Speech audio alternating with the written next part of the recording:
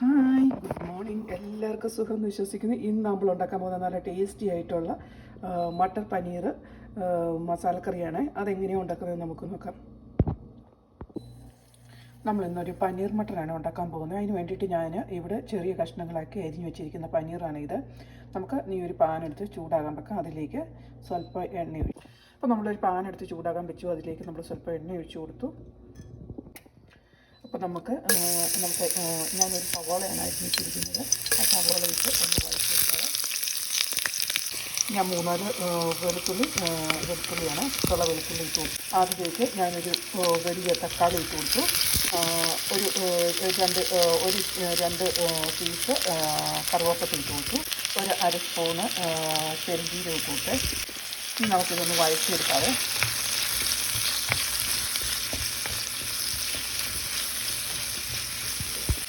നമുക്കിതൊക്കെ പെട്ടെന്ന് വഴന്ന് കിട്ടാൻ വേണ്ടിയിട്ട് കുറച്ച് ഉപ്പിട്ട് കൊടുക്കാതെ. അപ്പോൾ നമ്മൾ ഉപ്പൊക്കെ ഇട്ട് നന്നായിട്ടൊന്ന് ഒന്ന് ചെറുതായിട്ട് വഴറ്റിയെടുക്കാതെ. ഇനി അതിലേക്ക് ഞാൻ ഒരു 4-5 കശുവണ്ടി ഇട്ട് കൊടുത്തേ.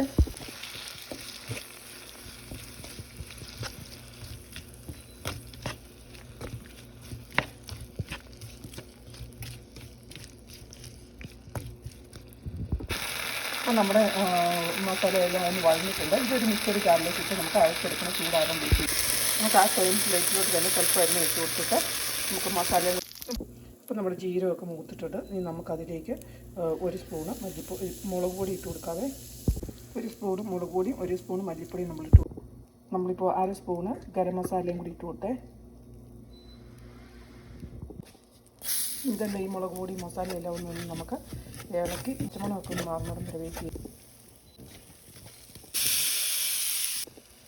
ഇനി നമുക്കിതൊന്ന് ഇളക്കി യോജിപ്പിച്ചിട്ട് വേവിച്ചെടുക്കണേ. അടച്ചു വെച്ച് വേവിക്കാതെ. അപ്പോൾ നമ്മൾ ആവശ്യത്തിന് ഉപ്പിട്ട് കൊടുക്കാതെ. നമ്മൾ ആവശ്യത്തിന് ഉപ്പിട്ട് കൊടുത്തു. ഇനി നമുക്കിത് അടച്ചു വെച്ച് വേവിക്കാതെ. ഇനി നമ്മൾ മുമ്പേ വറുത്ത് വെച്ച് തക്കാളിയും കശുവണ്ടിയും എല്ലാം കൂടെ നമ്മൾ വഴറ്റി വെച്ചിരുന്നത് നമ്മളൊരു മിക്സിയുടെ ജാറിലേക്ക് ഇട്ട് അരച്ചെടുത്തു. അത് നമുക്ക് ഇതിലേക്ക് ആഡ് ചെയ്ത് കൊടുക്കും. അപ്പോൾ നമ്മുടെ ഗ്രീൻ ബീൻസൊക്കെ വെന്തിട്ടിട്ട് നമുക്ക് അതിലേക്ക് ഇത് ആഡ് ചെയ്ത് കൊടുക്കാതെ. അപ്പോൾ നമ്മുടെ മസാലയെല്ലാം ചേർത്തു. ഇനി നമുക്ക് നമ്മുടെ മട്ടർ പനീർ ഇട്ട് കൊടുക്കാതെ. അപ്പോൾ നമ്മളെടുത്ത് വെച്ചേക്കുന്ന പനീർ ഇട്ട് കൊടുത്തു. ഇനി നമുക്ക് അടച്ച് വേകുന്നിടം വരെ ഈ പനീറും ഒന്ന് ആവി കയറുന്നിടം വരെ വെയിറ്റ് ചെയ്യാവേ. ഇപ്പോൾ നമ്മളുടെ നല്ല ടേസ്റ്റി ആയിട്ടുള്ള മട്ടർ പനീർ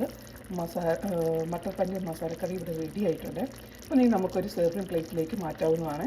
അപ്പോൾ നമ്മളുടെ നല്ല ടേസ്റ്റി ആയിട്ടുള്ള മട്ടർ പനീർ മസാല ഇവിടെ റെഡി ആയിട്ടുണ്ട്. അപ്പോൾ നിങ്ങളെല്ലാവരും ഇതുപോലെ ഉണ്ടാക്കി നോക്കണം. എന്നിട്ട് ഫീഡ്ബാക്ക് അറിയിക്കണം. Thank you for watching.